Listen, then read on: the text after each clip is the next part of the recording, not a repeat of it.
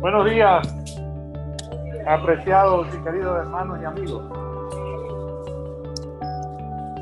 Siempre es un privilegio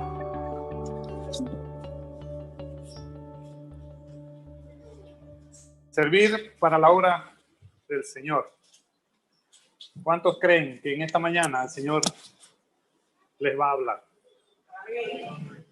¿Habrá un mensaje para mí esta mañana?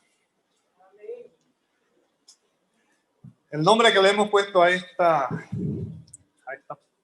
plática que vamos a tener: Cristo murió y resucitó por mí. Y así quiero que lo vea,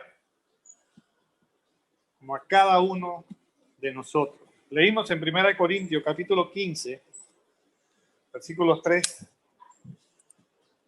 Porque primeramente os he enseñado lo mismo que recibí, que Cristo murió por nuestros pecados conforme a las Escrituras, y que fue sepultado y que resucitó al tercer día conforme a las Escrituras. Hermanos, la muerte y la resurrección de Jesucristo es un acontecimiento histórico que ningún hombre ha podido ni podrá igualar nunca.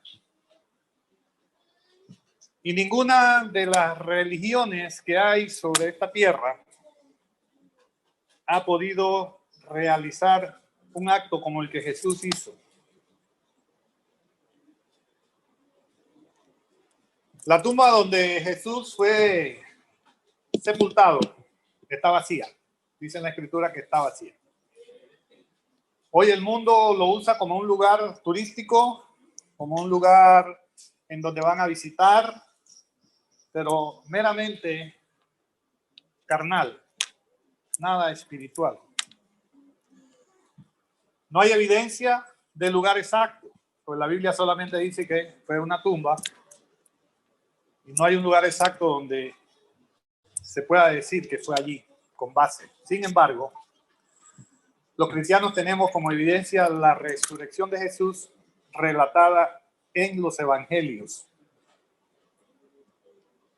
Buda vivió 500 años antes de Cristo. Murió, pero no ha resucitado.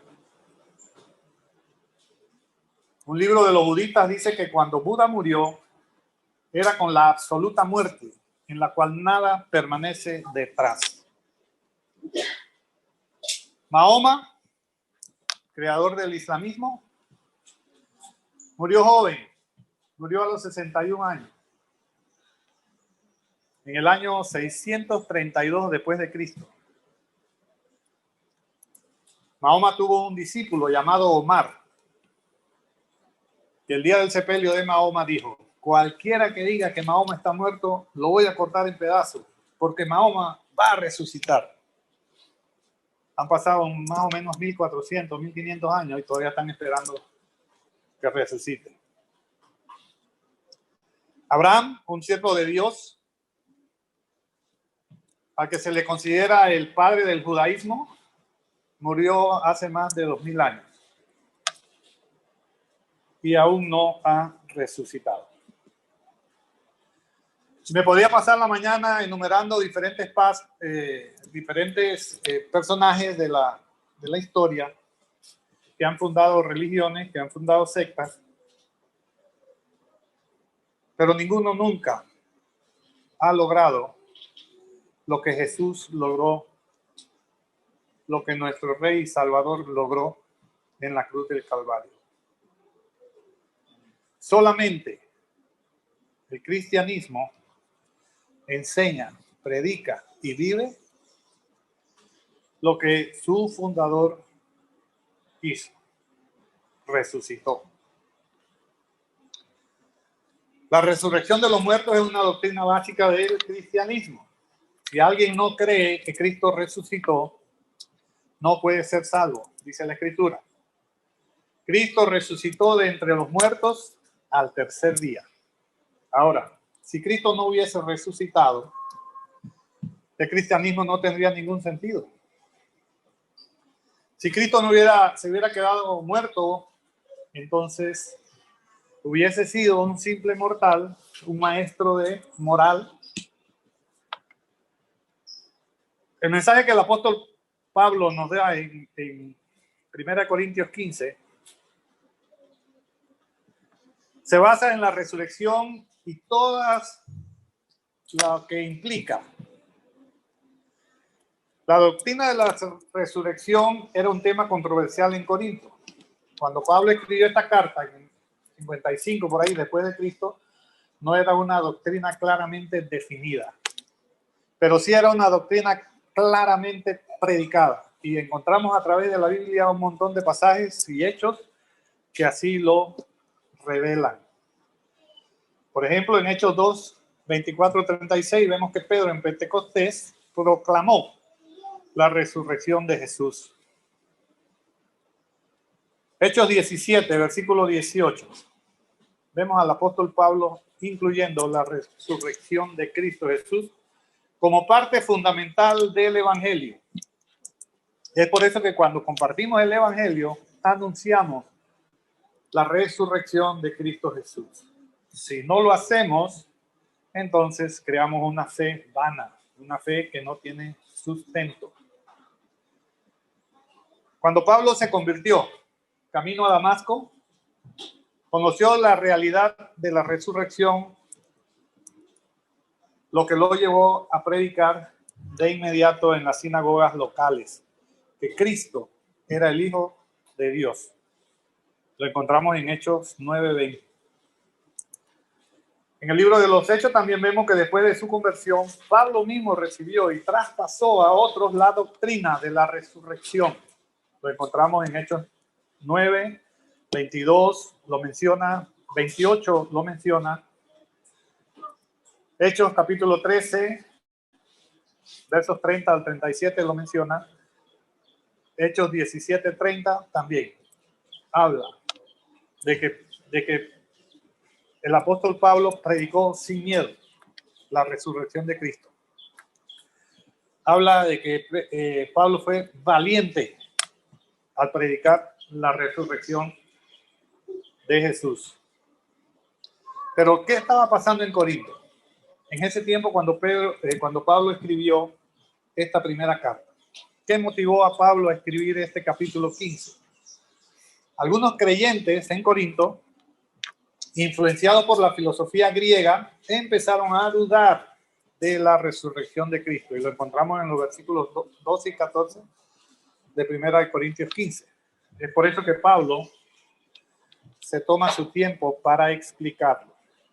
1 Corintios 15:3 dice, porque primeramente os he enseñado lo que asimismo recibí.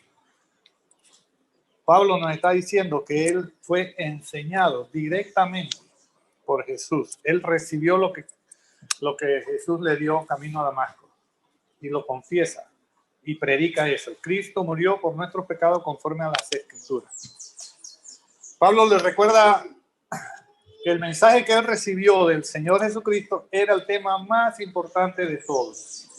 Y ese mensaje era el Evangelio y la vida de Cristo Jesús. Los que hemos sido bautizados y hemos recibido este mensaje, el día de nuestra conversión lo hemos adoptado. Pablo predicó el mensaje del Evangelio fielmente, sin ninguna alteración. Nosotros los creyentes debemos hacer exactamente lo mismo.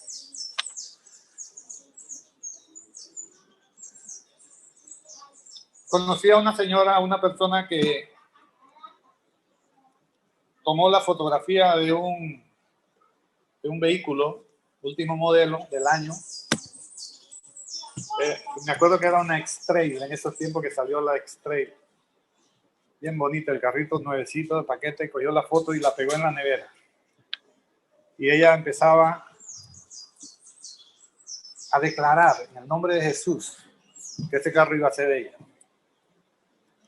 Y a cada momento usted la oía, que en el nombre de Jesús, ese carro es mío. Todavía anda a pie. Imaginemos a Jesús solucionando problemas. que la mayor parte de las veces son problemas causados por nosotros mismos. Imaginemos a Jesús resolviéndonos problemas con la suegra, resolviendo problemas financieros. Imaginemos a Jesús resolviendo problemas de nuestro matrimonio. Hermano, Jesús no es un solucionador de problemas terrenales. Según la Biblia, Cristo no vino a solucionar ninguna clase de problema de carácter terrenal. Cristo vino a solucionar el único problema que tiene el hombre. Uno, solamente. Y es el pecado en nuestras vidas. Primera Timoteo, capítulo 1, versículo 15, dice que Jesús vino al mundo para salvar a los pecadores. A nada. Cristo murió en lugar de nosotros que somos pecadores. Y este es el mensaje del Evangelio. Cristo murió por nosotros cuando estábamos muertos en nuestros delitos y pecados. Nosotros estuvimos ahí, en esa turba, en la región del Gólgota. Ahí había un grupo de personas, así como se reúne Suntrack, y se reúnen los sindicatos, que cada uno va con un letrerito para que lo identifiquen. Allá en el Gólgota había una turba que nos representaba. Había una turba que tenía un letrerito que decía Iglesia de Cristo en Panamá Oeste. Ahí estaba. ¿Qué gritábamos? Crucifícalo, crucifíquenlo. Ellos nos estaban representando a cada uno de nosotros que estamos hoy en 2021, ese día.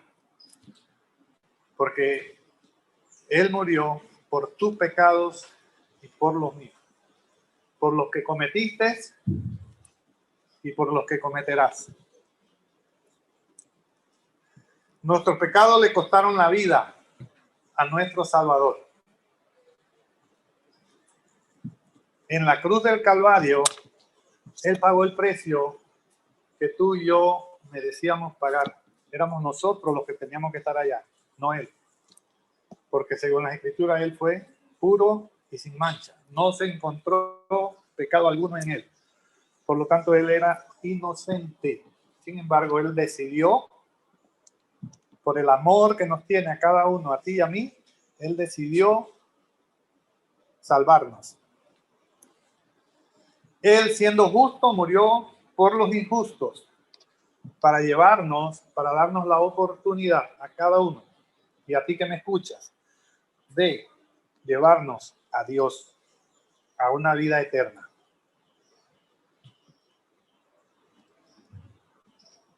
Él se ofreció voluntariamente para morir en la cruz, para salvarte a ti y a mí.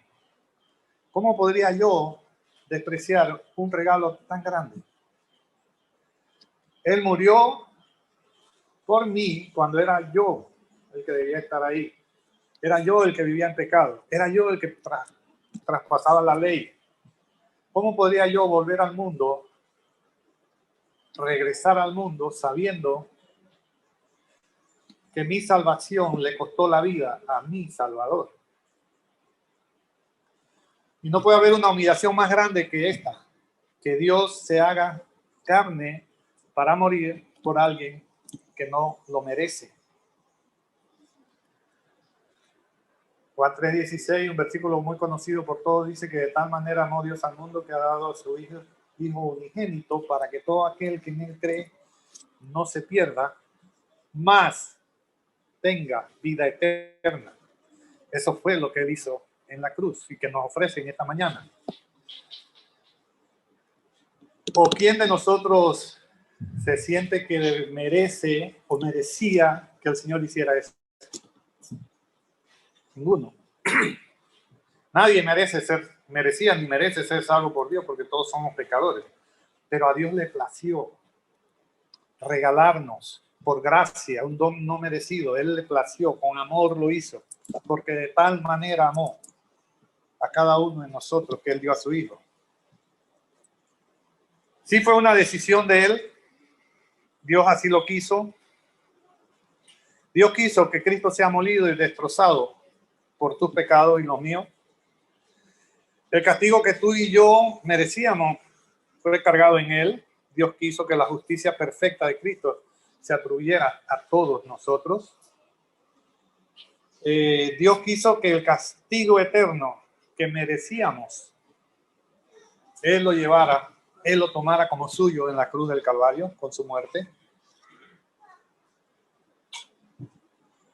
Fue decisión de Dios. Dios quiso darnos esa opción de salvación.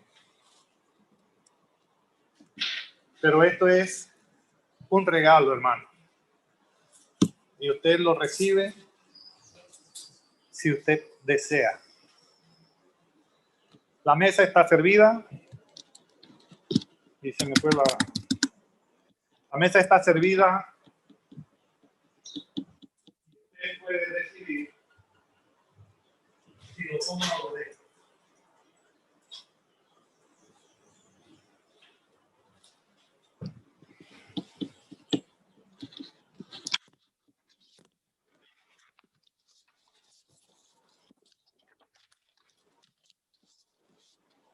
El enemigo no tiene play aquí con nosotros. Va duro. Entonces, amados hermanos, Cristo te ha salvado. Ya tú no puedes vivir para ti mismo, porque fuiste comprado con precio de sangre. Tú vas a vivir ahora para Cristo, vas a renunciar a todo lo que este mundo nos da y vamos a seguir a Cristo. Nada de lo que hay sobre este mundo puede satisfacerte, porque la satisfacción que tenemos es Cristo Jesús. A pesar que vivíamos siendo enemigos de Dios, Dios no nos negó a su propio Hijo, sino que lo entregó a la muerte por todos nosotros. Jesucristo dio su vida por nosotros pecadores, para rescatarnos de este mundo malvado. Cristo murió para demostrarnos su justicia perfecta. Con esto Dios demuestra que Él es justo y que gracias a su paciencia ahora nos perdona todo lo malo que antes hicimos y aún lo que aún haremos. Porque mientras no recibamos el cuerpo incorruptible, somos pecadores. Todos nuestros pecados son perdonados por Cristo, incluso ese pecado que no le has contado a nadie. Ese pecado que tienes ahí guardadito, que te da vergüenza, que no todos lo saben, pero que tú sabes que al Señor no le agrada. Quiero que sepas que por ese pecado Cristo murió en la cruz y Él te ofrece el perdón. En Cristo puedes encontrar perdón para todos y cada uno de tus errores. Primera de Corintios, capítulo 15, versículo 4 dice que fue sepultado y que resucitó al tercer día conforme a las Escrituras. Hermano, fue conforme a las Escrituras porque estaba escrito que vendría un Mesías para redimir a su pueblo. Jesucristo murió también, anunció su muerte, anunció su resurrección y esto confirma la veracidad de las Escrituras. Esto confirma que la Biblia es palabra de Dios. Cristo resucita en cuerpo glorificado, sin ningún pecado sobre él. Cuando veamos a Cristo en el cielo, lo veremos con las marcas en sus manos y con las marcas en los pies, pero sin pecado. Porque Cristo cargó una sola vez todos nuestros pecados. Se los llevó a la cruz. Cristo murió una sola vez y para siempre. Ya no hay otro sacrificio que se pueda hacer. Jesús dijo, consumado es. Nos hacemos copartícipes de la muerte y resurrección de nuestro Señor Jesucristo cuando vamos a las aguas del bautismo. Cuando nos bautizamos, estamos diciendo a la iglesia y al mundo que Cristo nos salvó. Estamos diciendo que Cristo nos hizo un regalo al que nosotros estamos aceptando. Estamos diciéndole, sí, Señor, acepto tu regalo, tu gracia, tu salvación para vida eterna. También cuando nos bautizamos, estamos haciendo público nuestra decisión, nuestra fe en su sangre y que por su muerte y resurrección nosotros también un día resucitaremos y estaremos en gloria con él. ¿Cuántos lo creen? Sí. Romanos 6:4. El apóstol Pablo, en la versión Reina Valera, dice: porque somos sepultados juntamente con él para muerte por el bautismo, a fin de que como Cristo resucitó de los muertos por la gloria del Padre, así también nosotros andemos en una nueva vida. O sea, una nueva manera, un estilo de vida diferente al que llevábamos antes de que Cristo viniese a nuestras vidas. Es una decisión suya, aceptar o rechazar. Pero una cosa sí le digo, hermano. El hecho de que usted acepte o no acepte ese regalo inmerecido no va a hacer que cambie, porque Dios no cambia. El plan de Dios es perfecto. Y Él te ofrece esta mañana ese plan de salvación, esa promesa de que va a haber una vida eterna, donde no habrá dolor ni llanto. Pablo hablándole a los Colosenses, capítulo 2, versículo 12. Sepultados con él en el bautismo, sepultados con él en el bautismo, en el cual fuisteis también resucitados con él, mediante la fe en el poder de Dios que lo levantó de los muertos. ¿Qué me está diciendo? Que cuando yo me sumerjo en agua, el bautismo es una representación de lo que fue la muerte de Jesús. Las cosas viejas pasaron, y aquí son todas hechas nuevas. ¿Quiénes se bautizan? Solamente los que creen en Cristo y se arrepienten y confiesan públicamente su fe en Jesucristo. Aquellos que se quieren identificar con la causa, aquellos que quieren reconocer a Cristo Jesús como su Señor y Salvador. Es posible que alguien que no reúne las condiciones o los requisitos se pueda bautizar. Sí. Sí, hay muchas personas que se han bautizado no bíblicamente y están creyendo que están bautizados. Pero eso no es tema mío, es el tema del Señor. Cristo murió, pero también resucitó. Un mensaje incompleto sería omitir la resurrección de Cristo. Y hay grupos que no reconocen la resurrección de Jesús.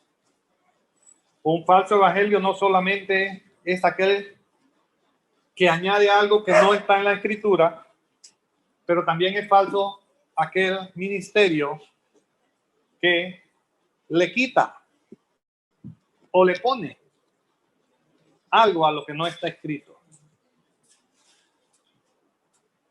Predicar el evangelio sin anunciar la resurrección de Jesús es anunciar un mensaje incompleto, porque con la resurrección de Jesús nace un nuevo pacto, es una nueva creación.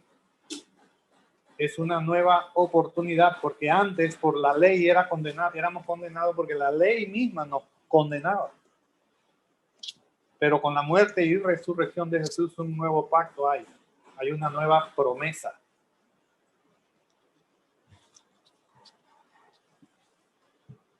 Esto es lo que nos separa a los cristianos de las demás religiones, el mensaje de la resurrección de Jesús. Por lo tanto, negar u omitir la resurrección es una completa necedad, porque hay muchos versículos que hablan, explican de la resurrección de Jesús. Cristo vivió una vida perfecta, cumpliendo la ley moral de Dios por todos nosotros. Y Cristo muere por causa de nuestros pecados sin haber el pecado. Cristo renuncia cumpliéndose en él las profecías del Antiguo Testamento. Entonces, si Cristo no hubiese resucitado, el cristianismo no tuviera ningún sentido.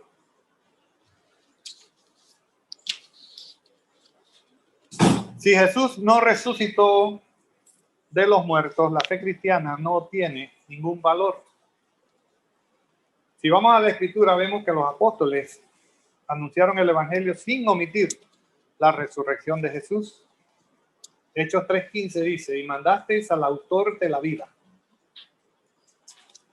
Y mandasteis al autor de la vida, a quien Dios ha resucitado de los muertos, de lo cual nosotros somos testigos. Marco está diciendo que él fue testigo de que Jesús resucitó. Hechos 4:10 dice, ustedes ordenaron que a Jesús lo mataran en una cruz, pero Dios lo ha resucitado. Hechos 5:30, versión Dios habla hoy. El Dios de nuestros antepasados resucitó a Jesús, el mismo a quien ustedes mataron colgándolo en una cruz. No está muerto. Él vive y reina por los siglos de los siglos. Hechos 10:40 dice, a este levantó Dios al tercer día e hizo que se manifestase. Y así, hermano, como le mencioné, hay infinidad de versículos más que hablan, que testifican de la muerte y resurrección de nuestro Señor Jesucristo. ¿Qué otras evidencias tenemos de que Jesucristo resucitó? Ya mencionamos que la tumba está vacía. No puede haber evidencia más grande que esta. El cumplimiento de las profecías del Antiguo Testamento sobre Cristo es evidencia que Cristo vivió, que existió y que lo mataron y que resucitó. Y si en Cristo se cumplen todas esas profecías del Antiguo Testamento, es evidencia de que la Biblia es palabra de Dios. Y si la Biblia es palabra de Dios, es evidencia entonces que Cristo es nuestro Salvador, porque eso es lo que dice la palabra de Dios. Un Mesías, un Salvador. ¿Quién es? Cristo Jesús. ¿Verdad? Y si Cristo es el Salvador, es evidencia también de que Cristo es Dios. Tenemos un poderoso Salvador que es Cristo. No hay otro. No hay otro. Acérquese al trono de la gracia y encontrará oportuno socorro. Dice 1 Corintios 15:5, y que apareció a Cefas, a Pedro, y después a otros 12. Estamos hablando ahora testigos. Pedro, antes de la resurrección, negó a Cristo 3 veces. Pedro en un principio pensó que todo se había derrumbado, que todo se acabó cuando apresaron a Jesús. Momentos antes Jesús le había dicho, me vas a negar 3 veces. No, yo voy contigo hasta la muerte. 3 veces lo negó. Sin embargo, vemos a Pedro escribiendo 1 Pedro y 2 Pedro y hablando de la resurrección de Jesús. Hagamos un paréntesis aquí. Imagina, hermano, que usted va ahorita camino a Damasco. Ese corcel hermoso, donde viene este romano cabalgando, la calle polvorienta, y allá viene Saulo de Tarso con su lanza y con los edictos para corretear a los cristianos. Estás en esa imagen. Y ahí vienen esos caballos cabalgando, y de repente el caballo de Lázaro aguanta y se asusta y se cae y oye esta voz: Saulo, Saulo, ¿por qué me persigues? El único que la escucha.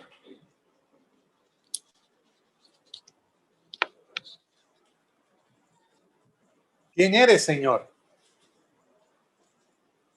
Solamente con haber escuchado la voz de Jesús, Saulo pudo reconocer que él era el Señor, porque lo llama Señor. ¿Quién eres, Señor? Autoridad. De ahí en adelante, ya no fue más Saulo de Tarso, perseguidor de la iglesia. Fue el apóstol Pablo, que escribió la gran parte de la epístola de la Biblia. Como una persona, con el solo hecho de escuchar, hay poder en esa voz. Hay poder en el que todo lo sustenta, en el que dice que con el verbo, con su palabra fue hecha la cosa. Solamente le habló y transformó a Saulo en lo que fue el apóstol Pablo.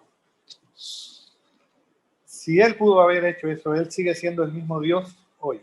Y él puede él te da la oportunidad a que tú decidas, a que tú elijas el camino correcto.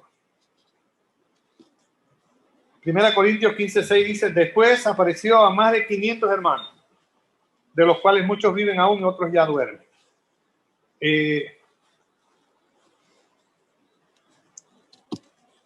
En ese tiempo, para poder testificar, se requería que 2 o 3 personas fueran testigos. No podía ser uno. No podía ser uno. Se podían dar evidencias de que un hecho ocurrió. Son testigos de algo. La palabra dice que habían más de 500. Cuando Pablo escribió la primera carta a los Corintios, diciéndole que Jesús había resucitado, porque habían unos que no lo creían y estaban siendo dominados por esa falsa doctrina. Pero había más de 500. Entonces, si habían más de 500, dice, y algunos ya duermen, quiere decir que mayoría vivían. O sea que podemos hablar que más de 250 testigos de que Jesús había resucitado. En el tribunal judío se exigía la presencia de 2 o 3 testigos para probar la veracidad de un acontecimiento. Al parecer, 500 personas de repente, y eso los de ese grupo, más de 500 personas, porque los apóstoles lo vieron, incluyendo a Pablo. Pablo dice que él fue el último, lo vamos a ver ahorita. Si Jesús no resucitó,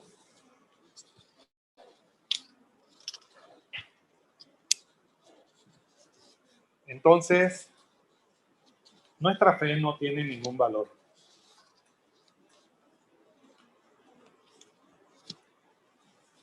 Jesús estaba entregando la prueba más contundente de que él estaba vivo, porque él se dejó ver. Pablo añade que la mayoría de ellos estaban todavía con vida cuando él escribió. Con eso les da a entender que si alguno tiene alguna duda todavía, no tiene fundamento. 1 Corintios 15:7 dice: después apareció a Jacobo, después a todos los apóstoles. Después de esos 500 aún habían más testigos. Jacobo era el hermano de Jesús. Cuando estuvo vivo, no creía en Jesús. ¿Cómo es posible que Jacobo haya creído en Jesús si toda la vida él lo negó? Cuando Cristo asciende a los cielos, recién sus hermanos de sangre creen en él. Si Cristo no hubiera resucitado, Jacobo no hubiera creído. 1 Corintios 15:8 dice, y al último de todos, como a un abortivo, me apareció a mí. Y eso fue en camino a Damasco. ¿Qué quiere decir? Bueno, ¿qué quiere decir al último de todos? Significa que Pablo es el último apóstol que vio a Jesús con vida.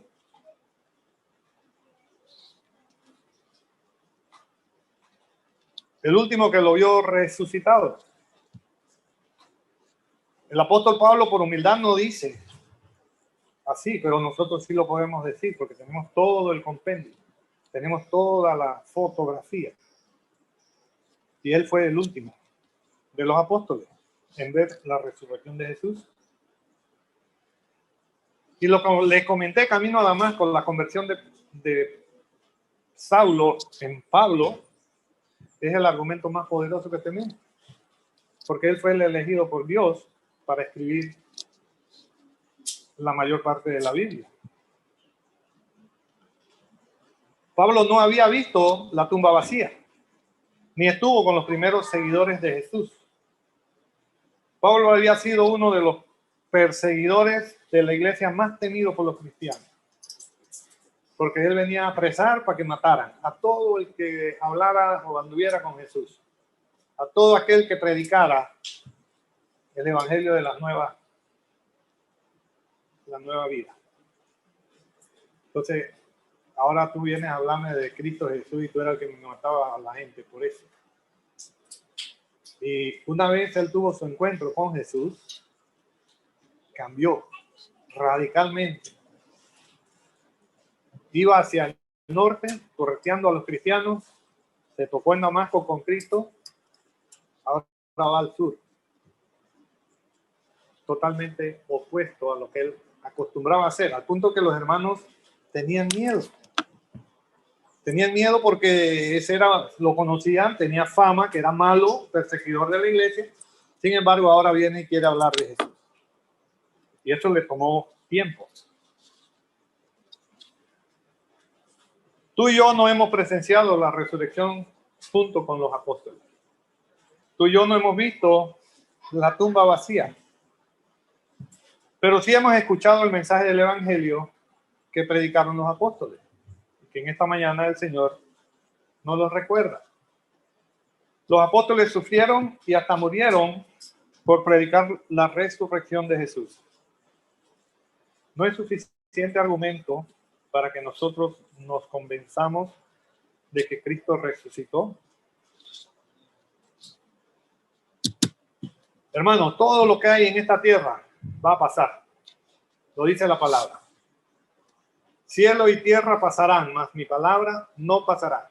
Yo te pregunto, ¿es la tierra hoy lo que era hace 2000 años? Hoy vemos que los ríos se están secando. Hoy vemos gente hablando del calentamiento global. Hoy vemos un pedazo de hielo que se despegó de un lado, por allá donde estaba congelado, que viene navegando. Hoy vemos que viene el polvo del Sahara, la brisita trae para acá lo que un volcán por allá erupcionó. Y todo es corrupción. Todo va pasando. Las cosas materiales se corroen, se pudren, se dañan. Y todo va pasando. Cielo y tierra pasarán, mas mi palabra no pasará. No es suficiente evidencia de que la venida del Señor está cerca. ¿Cómo eran las cosas? Como dice la palabra de Dios, que van a ir siendo y se están cumpliendo. Y como les dije a un principio, si usted no quiere creer, se respeta, porque Dios nos dio libre albedrío. Si usted lo quiere hacer a su manera, es su opción. Pero Jesús nos dijo cómo Él, que es el creador de todo, cómo Él quiere que sea. Y nos dio un nuevo pacto. Ya no estamos bajo la ley, ahora estamos bajo gracia. Y esa gracia tú la aceptas si gustas. Y es mi recomendación en esta mañana que Jesús murió por tus pecados y los míos. Jesús perdonó todos y cada uno de nuestros pecados. Los clavó en la cruz y derramó su sangre por ti y por mí. Hoy Dios pasa por alto todos tus pecados, todas tus transgresiones. Pero eso implica que tienes que cambiar tu estilo de vida. Eso implica que tiene que haber un cambio radical, que no puedes seguir siendo el mismo. Tiene que haber un cambio. Porque con Cristo somos más que vencedores. Con Él, con aquel que nos amó, aún nosotros siendo pecadores. Ese cambio solamente Jesús lo puede dar. Más nadie. Solamente hay un nombre dado a los hombres. Uno. Para que todo aquel que en Él crea no se pierda. Un solo nombre. Cristo Jesús. ¿Has experimentado ese cambio de corazón que produce el hecho de que Cristo more en ti? Si no lo has hecho, yo te invito a que te pongas a cuenta con Cristo. Que te pongas a cuenta con Dios.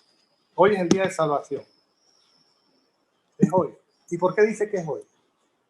Porque mañana no es prometido a nadie. A nadie. Mahoma se murió a los 61 años. Relativamente joven. ¿Cierto? Cuando Abraham a los 100 estaba empezando a criar muchachos. Entonces, hoy es el día. Arregla tus cuentas con el Señor. Acepta ese regalo que Él nos dio, entregando su vida en la cruz del Calvario. Un regalo inmerecido. Un regalo que ningún hombre podrá nunca igualar. Un regalo que es gratis, pero que los beneficios son enormes. No tienen precio. Porque por precio de sangre fuimos comprados.